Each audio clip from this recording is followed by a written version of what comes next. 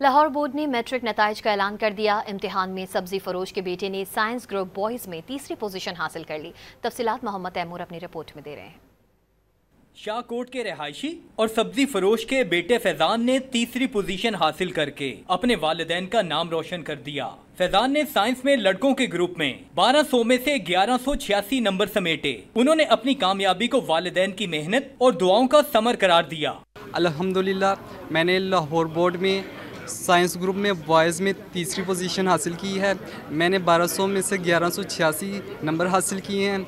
ये सब मेरे वालिदैन की दुआओं, मेरे उस्ताद-ए किराम की रहनुमाई और मेरी मेहनत और लगन का नतीजा है।